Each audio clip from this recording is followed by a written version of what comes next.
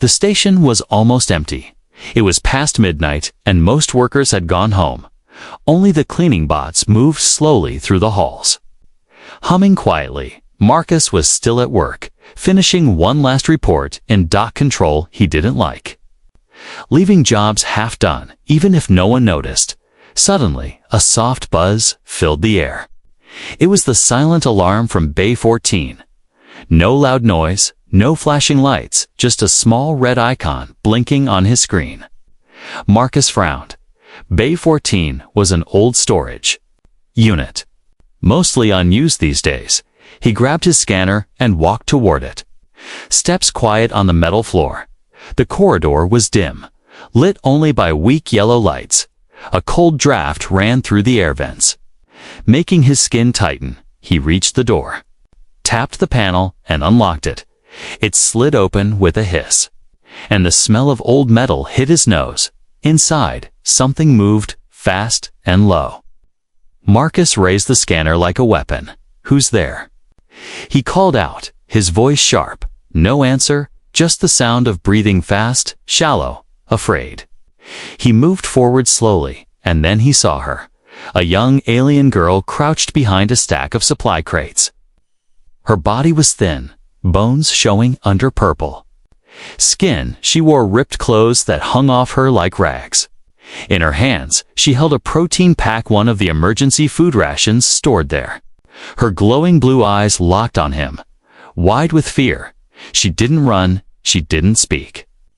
She just clutched the food tighter, as if it was the last thing keeping her alive. Marcus stepped closer. "Put it down," he said calmly. "I don't want to hurt you." Still, she didn't move. Instead, she slowly dropped to her knees. The pack slipped from her hands and hit the floor with a soft thud. She raised her arms and whispered, "Please. Please don't call them. I didn't want to steal. Her voice broke. Tears formed in her glowing eyes. "I'll do anything," she said. "Please. Don't send me back." Marcus froze. The scanner in his hand lowered. This wasn't just some petty thief. This was someone desperate. "Back where?" he asked. She looked down, shaking. "They'll take me to the cages again." She said, "I escaped. I was hungry. I thought no one would see." He stared at her. Her arms were marked with scars, thin lines that wrapped around like bracelets. Collar burns on her neck. She had been a prisoner, maybe even a slave. Marcus felt a heavy weight in his chest. He wasn't a hero, just a dock worker. But something about the way she looked at him, broken, scared, begging, hit him hard. He stepped back, picked up the protein pack, and handed it to her. She stared at it, unsure. "Eat," he said softly. Her hands shook as she opened it. She ate fast, like someone who hadn't eaten in days. Every bite was desperate, silent, messy. But Marcus didn't stop her. He sat on a crate and watched her. "What's your name?" he asked. She looked up, food crumbs on her lips. "Kira," she whispered. "My name is Kira." "All right." "Kira," he said. "I'm Marcus. I'm not going to call security." "But you can't stay here long." Kira nodded quickly. "I'll leave when I can walk again," she said. "I just needed food." Marcus sighed. He knew security bots would run a system check in a few hours. If they found her, it wouldn't end well. He stood up and reached for a maintenance locker. It was small, hidden behind old panels. "No cameras in here," he said, opening the door.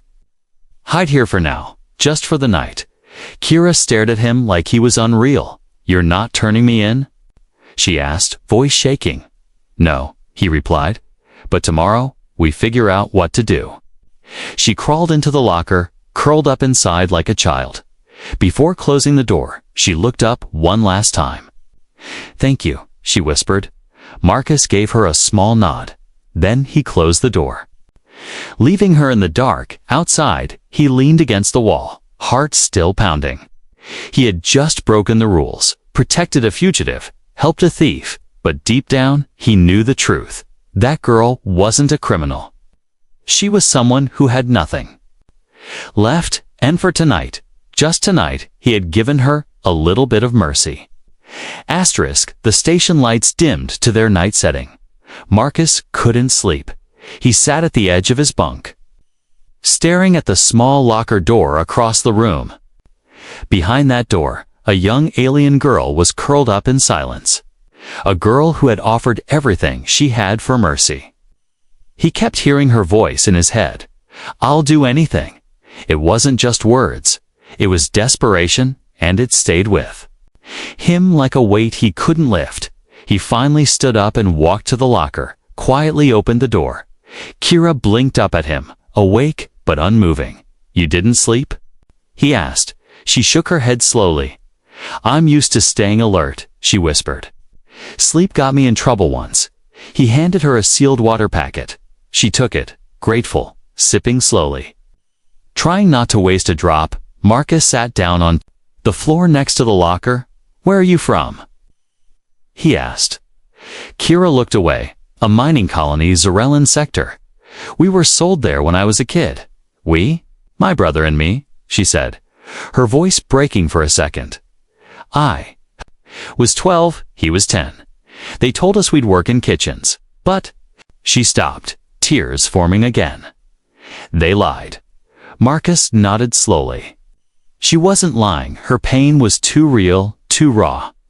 He had heard rumors about Zarellan camps, forced labor, stolen children. No one returned. "I tried to protect him," Kira said softly, "but they separated us. I haven't seen him in 2 years." A silence fell between them. Only the quiet hum of the ship systems filled the air. Then she reached into her torn pocket, pulled out a small glowing pendant. Its surface shimmered like it held a memory. She held it out to Marcus, hands trembling. "This is all I have left," she said. "It belonged to my mother. It stores one memory from her before she died." Marcus didn't take it. "That's not something you trade," he said. "It's your family. I'll give it to you," Kira said quickly. "Please. I have nothing else, but I'll work. I'll clean your quarters. I'll cook. I'll do anything. Just don't throw me out." Marcus looked into her eyes. They weren't just afraid. They were begging. "You don't owe me anything," he said gently. "I'm not asking for pay." Kira shook her head. "No one helps for free," she whispered. "Not where I come from. Everyone takes something." Marcus felt a knot in his chest. He didn't know what to say, so instead, he stood up, walked to his food drawer, and pulled out another pack. He handed it to her. "Eat. No strings." She stared at him like he was something she had never seen before. Then, slowly, she took it, opened it, and ate with careful, quiet bites. After she finished, she wiped her mouth with her sleeve and looked down. "I can sweep floors," she said softly. "I know how to fix air vents too. And I'm good at hiding." Marcus chuckled once. Being good at hiding isn't usually a job skill. She smiled a little the first time he'd seen her do that. Her sharp, tired face softened just for a second. "I survived," she said. "That's the only skill I had to learn." He looked at the time. Security would do their early shift patrols in 2 hours. He couldn't leave her here, not in the open, and he couldn't keep her in the locker forever. "There's an old maintenance closet behind the cargo unit," he said, thinking aloud. "No cameras, and it has a small vent heater. It might be safer for now." Kira nodded fast. "Anywhere's better than the cages." Marcus packed a small bag, rations, water, a blanket, and a multi-tool. He led her quietly through the side halls. Avoiding patrol routes, they reached the closet, hidden behind a large metal grate. He pried it open and let her crawl inside. The space was tight, dark, but warm. Kira sat down, pulled the blanket over her shoulders, and looked up at him. "I'll fix the vent," she said, "so it doesn't make noise, and I won't move unless it's safe." Marcus nodded. "I'll bring food every night, and I'll check the cameras, make sure no one sees you." She opened her palm again and offered the pendant. "Please," she said, "even if you don't want it, just take it. I have to give something back." Marcus hesitated, then slowly reached out and closed her hand over it. "You keep it," he said. "That memory belongs with you." She blinked fast, lips trembling. "Why are you helping me?" she asked, voice almost breaking. He didn't answer at first. Then he said, "Because someone should have helped you long ago," as he left and closed the grate behind him. He felt something deep in his chest, quiet fire. Maybe he couldn't fix the galaxy, but maybe, just maybe, he could save one life, and maybe that was enough for now. The station buzzed with quiet activity. Dock workers came and went. Cargo bots beeped as they moved heavy crates. But no one noticed the small vent panel behind Storage Hall C had been loosened. No one noticed the girl hiding behind it, wrapped in a faded blanket, silently watching the world pass by. Kira had been hiding there for 3 nights now. Each night, Marcus brought her food. And each time, she ate slowly, politely. She always left the last bite untouched, as if saving it for someone who wasn't there. Marcus started staying longer during visits, not just to bring food, but to talk, to listen. He found himself waiting for the moment she would speak more, not just about hunger or hiding, but about who she was and where she came from. That moment came on the 4th night. He sat on an old box while she fixed the vent's airflow filter. With her small, skilled fingers, "You know a lot about this," he said, watching her work. "I used to fix these at the labor camps," she replied, not looking up. He nodded, but stayed quiet. Then she added, "They gave me work that didn't break bones." Marcus froze. She kept talking, her voice flat, like someone telling a story that wasn't theirs. "They tested the kids," she said. "Some they sent to mines, some to factories. The small ones to vents and tech. I was lucky," she added. "Until they sold my brother." Her hand stopped moving. Her eyes stared at the wall like it was a window into another time. He was too smart. He asked too many questions. She said they didn't like that, so they took him. Marcus leaned forward. "Do you know where they sent him?" "No," she whispered. "I only know the name of the ship Iron Tooth. It came and went in one night." She reached into her pocket, pulled out a torn piece of fabric. It was a corner of a shirt, old and stained, with a faded name tag, Taro. "My brother," she said, clutching it tightly. "I tore this when they dragged him away." She shook her head and quickly stuffed it back into her pocket. "I don't know why I'm telling you this," she mumbled. "It doesn't change anything." Marcus stayed quiet. But inside, something shifted. He realized this girl didn't just need food or a hiding place. She needed someone to remember her pain, someone to believe it. "I'm glad you told me," he said. Her eyes flicked toward him. "Unsure," he added, "because if something happened to me, I'd want someone to carry the truth." Kira looked away quickly, like she didn't want to cry in front of him. Just then, a soft buzz came from Marcus's comm. He glanced down. Security patrol was active on Deck C. "They're getting closer," he whispered, standing up fast. "You need to stay quiet tonight." No light, no sound. Kira nodded, already pulling the blanket over herself. But before he turned to leave, she reached out and grabbed his sleeve. Her hand was cold, but steady. "If they catch me," she said, "don't lie for me." Marcus stared at her. Confused, "I don't want you to get hurt too," she added. "I can't be the reason another person gets caged." He gently pulled her hand off and said, "I'm not planning to get caught." Then he smiled a little. "Besides, you're a lot of trouble for someone so small." Kira let out a soft laugh, short and unsure. "I used to be louder," she said. "Back before everything broke." Marcus looked at her carefully. "You're not broken," he said. "You've been hurt, but you're not broken." She didn't respond.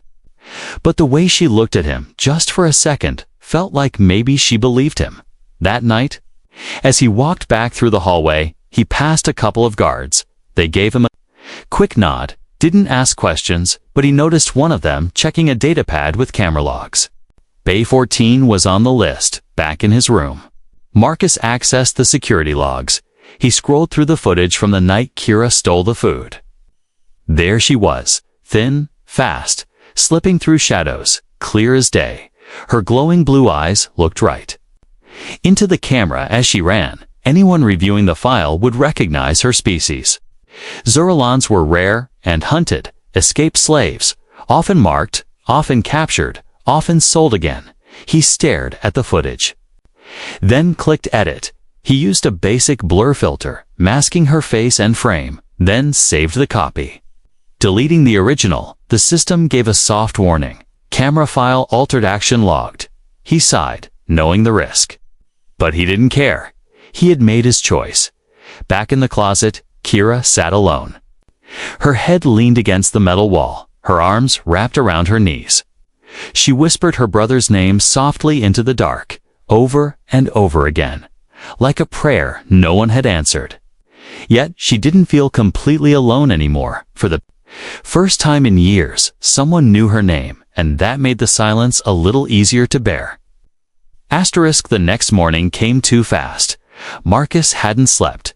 His eyes burned, his back ached. But his thoughts were sharper than ever. He had lied to the system, erased a security file. If anyone found out, he'd be out of a job or worse, locked up. Still, when he walked into dock control, he acted normal. He greeted the guards, made small talk with the shift manager. But inside, his heart pounded like a drum. Halfway through his shift, a message popped up on his console. Security request. Please confirm camera maintenance. Timestamp. Bay 14. His blood went cold. He had deleted the file 3 hours before camera backups were scheduled. Now they were checking. He typed fast. False motion alert due to faulty sensor. Camera auto reset triggered, file overwrite. He sent the reply, then leaned back in his chair. Staring at the blinking screen, that was it. A small lie in the system, just a few words, but if anyone looked closer, they'd know. Meanwhile, across the station, Kira was sweeping the floor of her vent space. She had collected a few scraps, old wires, metal clips, and a bent spoon. With these, she had made a small hanging light using a spare battery Marcus gave her. She kept her space clean, organized, and silent. When Marcus visited that night, he noticed the change. It looks like a home now, he said softly. Kira smiled a little. It's not much, but it's mine. Then she stood up, held out something wrapped in cloth. I made this for you, she said. He opened it. Inside was a small carved token made from melted metal, shaped like a bird. It's from my planet stories, she explained. The skybird that hides during storms, but never stops flying. Marcus didn't speak. He just stared at the gift in his hand, feeling something warm stir inside him. No one had given him anything personal in years. I don't have many things, she added. But I wanted you to have this. Before he could answer, a loud bang came from outside. A voice shouted from down the hall. Station security random sweep. All rooms open for scan. Kira's eyes widened. Marcus grabbed her hand. Stay quiet. Don't breathe loud, he whispered, then slid the vent panel shut. He stepped out into the corridor just as the guards turned the corner. 2 officers, one holding a datapad, the other scanning walls with a handheld unit. Routine check, the taller one said. We're looking for movement in unauthorized zones. Marcus nodded calmly. Nothing unusual in this wing, he said. I just did maintenance checks last night. The other officer stopped at the wall near the hidden closet. He waved the scanner slowly, frowning. There's a heat source in this vent, he said. Could be an animal or something else. Marcus felt the blood drain from his face. He stepped forward. Old heater vent, he said quickly. Gets hot sometimes. The maintenance bots already flagged it last cycle. The taller officer looked at him. You sure? Yeah, Marcus replied, voice steady. I've worked this section for 3 years. I know every squeak and hum in these halls. The guards exchanged looks. Then the tall one shrugged. "All right, Mark, it'll risk. We'll come back with a heat probe later." As they walked away, Marcus let out a slow breath. Too close. Way too close. That night, he opened the vent again. Kira sat inside, silent, eyes wide with fear. "They almost found me," she said quietly. Marcus nodded. "But they didn't." Kira looked at him. Her eyes searched his face. "Why are you doing this?" she asked, voice trembling. "Why do you risk so much for someone like me?" He leaned against the wall, looking at the little bird token she had made him. "I don't know," he said, honestly. "But maybe because I'm tired of walking past pain and pretending I don't see it." She was quiet for a long time, then said something she had never said before. "You remind me of my brother." Her voice was barely above a whisper. "He would have helped someone like me too." Marcus looked at her. Something in his chest cracked open. She wasn't just a runaway or a fugitive. She was someone who had lost everything and still hadn't stopped surviving. But even as they sat in that small, warm vent space, the station's walls were closing in. Word was spreading someone had tampered with security logs. A bounty alert was now active across 3 sectors. Wanted. Female Zarellan escapes it considered dangerous reward. 20,000 credits. And on every screen in the lower decks, her glowing blue eyes stared back. Marcus saw it during his next shift. He looked up at the wanted poster. And for the first time, realized he had no choice now. He couldn't protect her from the shadows anymore. If he really wanted to save her, they would have to leave together. The station buzzed with quiet tension. Rumors floated through the cargo halls like smoke. A fugitive was loose on deck. Someone dangerous, someone rare. Security doubled their sweeps. Guards now walked in pairs, and workers whispered behind closed doors. Marcus kept his head down, but inside, he was racing against time. The image of Kira's face on the bounty screen haunted him. Blue skin, silver hair, frightened eyes, there was no denying it. They had found her. He didn't tell Kira at first. He didn't want to break her heart again. But when she noticed he was quieter than usual during his nightly visit, she asked, "What happened?" Marcus hesitated, then finally said it. "They put out a sector-wide bounty." Kira froze. Her hands tightened around the spoon she was using to stir a tiny pot of heated rations. "How much?" she asked. Marcus didn't answer. She looked up, her voice sharp. "How much?" 20,000 credits, he replied quietly. Her face went pale, not with fear, but with understanding. "That's more than most people here make in a year," she whispered.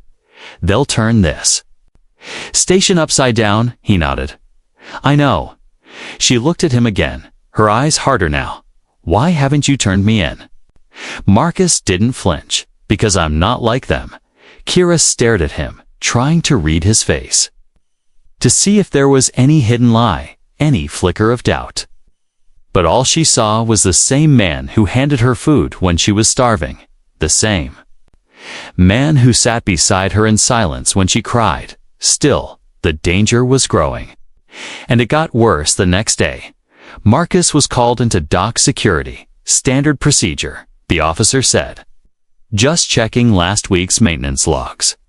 Marcus sat calmly as they scrolled through the entries on their tablet. But then they paused. The lead officer frowned. "Looks like someone accessed the Bay 14 camera feed outside of protocol." Marcus kept his expression blank. "Probably a system glitch," he said. "That camera always flags movement from cleaning bots." The officer didn't look convinced. "Mind if we check the footage again?" Just to be sure, Marcus nodded slowly. Inside, his heart thundered. He knew what they were going to see, or thought he did, but when the footage opened, it was different. The girl's shape was there, but her face was completely blurred. Even her skin tone looked altered. It wasn't his basic edit. This was something more advanced.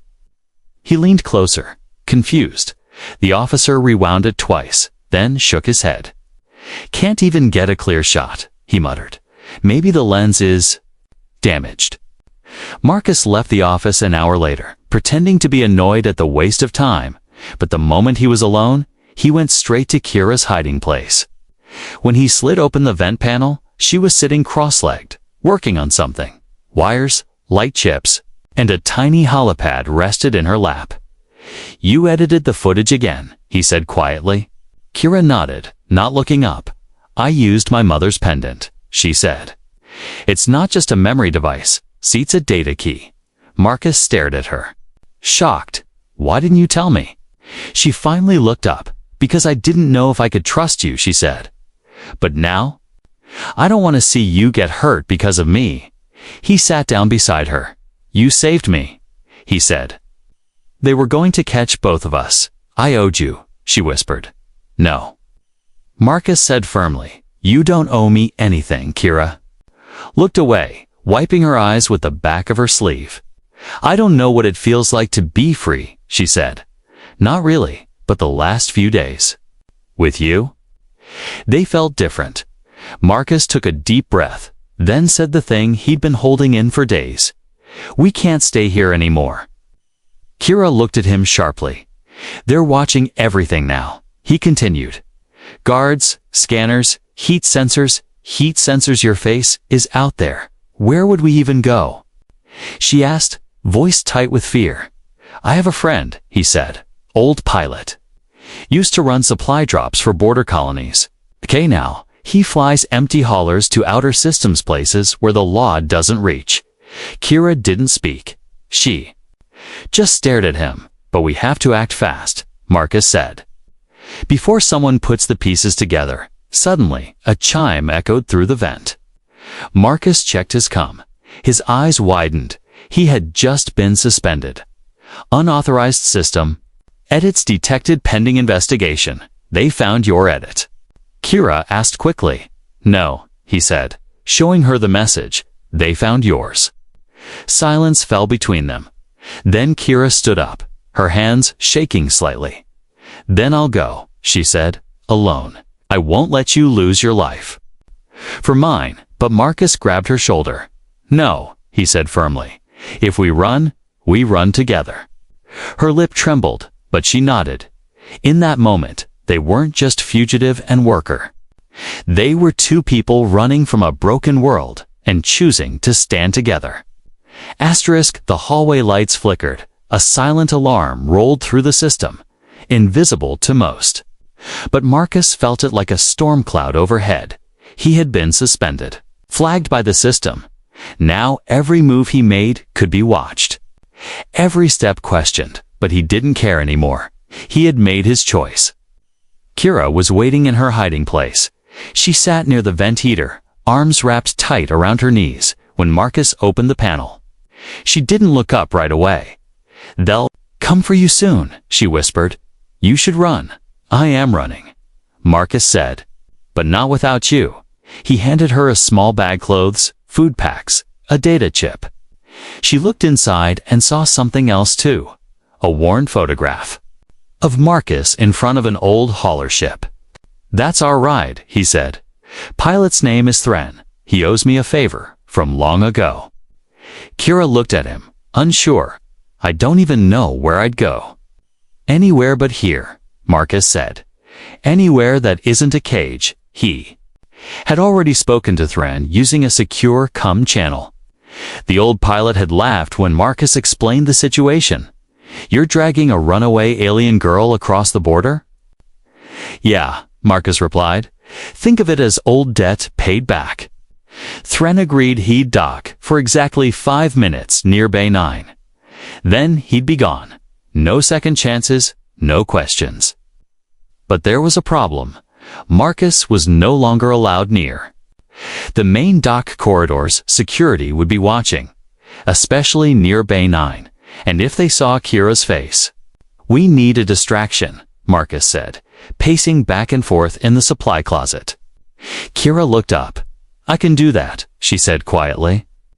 "I know the back circuits in the lower levels. If I trigger the fire suppression system, it'll draw all security there." Marcus looked at her, surprised. "That's risky." She gave a small, tired smile. Risky is all I've ever known. They spent the next hour drawing up a plan. Kira would sneak into the subdeck tunnel, use her pendant to overload a heat sensor that would set off the fire system near the crew kitchens. It was far enough from Bay 9 to pull the guards, but close enough to seem real. Meanwhile, Marcus would wait near a service shaft with a spare uniform and cover gear for her. They'd meet near the cargo elevator, ride down, and slip into Thren's hauler through the back hatch. Simple, but not safe. When the time came, Kira looked at Marcus.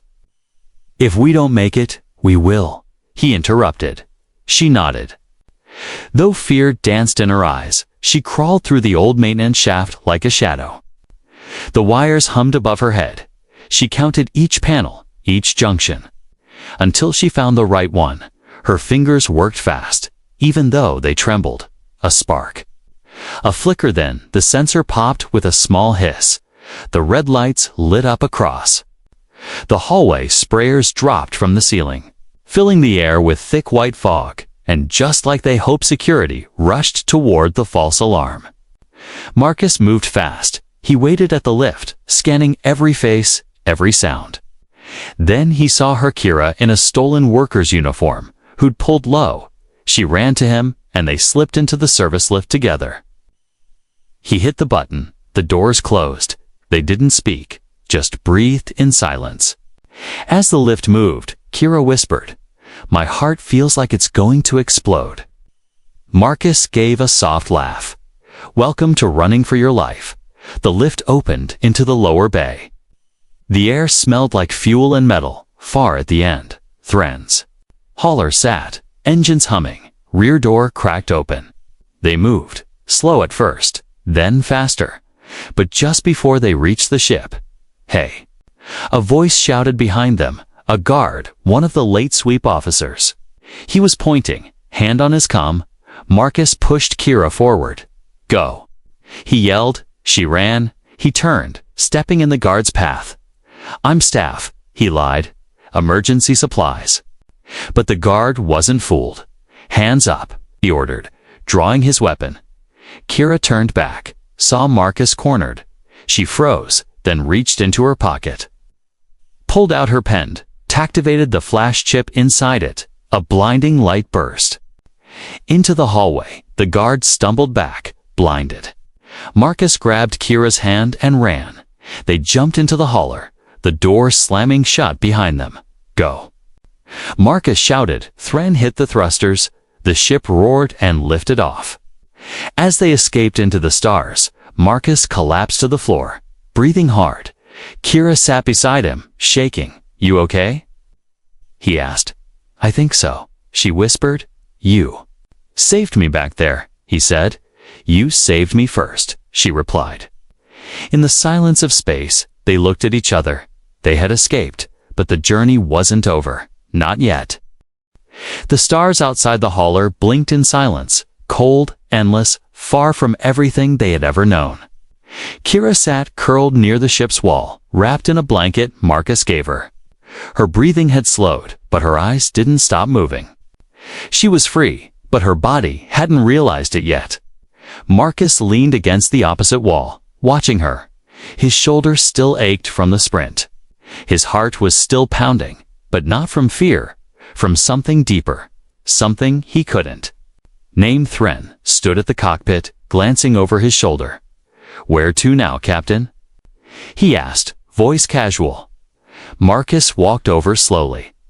"There's a refugee world on the edge of the Virulon cloud," he said. "They don't ask questions. And they don't sell people." Thren nodded. "Coordinates set. You too might want to rest." "We'll be okay," Marcus said. "Just keep flying." Hours passed in quiet. Kira finally leaned her head against the ship's cold wall and closed her eyes. But even in her sleep, her body flinched from old memories. She whispered something, barely audible. "Don't take him." Marcus's heart twisted. He moved over and gently draped a second blanket over her. She stirred, but didn't wake. The metal bird token she had given him was still in his pocket. He held it now, feeling the shape with his fingers. something so small yet more valuable than any reward. When she finally woke, the stars had shifted. They were close now. Thren's voice came through the speaker. Dropping out of hyperspeed refugee planet ahead, Kira sat up slowly, blinking the sleep from her eyes. Is it safe? She asked. Marcus nodded. No slavers, no trackers, no scanners. Nope. They'll give you a new ID, maybe even a new life. Kira didn't speak for a while. Then she said something unexpected. You should stay. Marcus blinked, surprised. What? You don't have to go back, she said. They'll arrest you for helping me. You'll be marked forever. Marcus looked away, thinking he had spent years loading cargo. Following rules, keeping his head down, he was good at it, but it never meant much. But the last few days running, risking, helping Kira had made him feel alive. For the first time, he had done something that mattered. I can't promise I'll be useful out there, he said, but maybe I'm done hiding too, Kira. Smiled, small and real. Then let's not hide anymore. The ship landed on the refugee world. It wasn't fancy, just a quiet place with orange skies, wide fields, and simple homes built into cliffs. But Kira stepped onto the ground like it was heaven. She stood still, breathing the clean air. Her hands touched the grass like it was a miracle. A kind alien woman approached them, her face calm and wise. She scanned Kira gently. No trackers. She said, no poison in the bloodstream. Good. Then she looked at Marcus. You brought her out. He nodded once. Then you stay too, she said. We don't forget people like you. They were given Sheltora's small stone house near a quiet river. Kira chose the bed near the window. Marcus took the floor without complaint for days. They rested, ate fresh food, watched the skies, and slowly their wounds began to heal. One evening, Kira sat by the fire, holding something in her hand. It was the pendant, her mother's memory device. She looked up at Marcus. I want to show you, she said. Are you sure? She nodded. He sat beside her. She placed the pendant between them and tapped the center.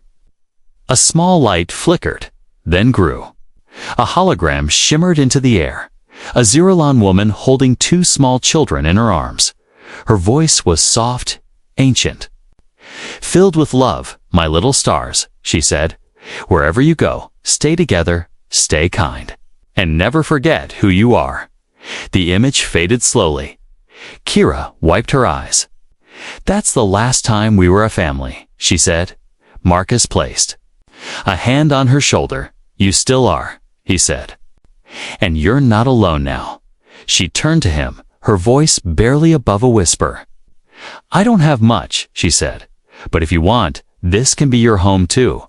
Marcus didn't answer with words. He just smiled and nodded. The sun set.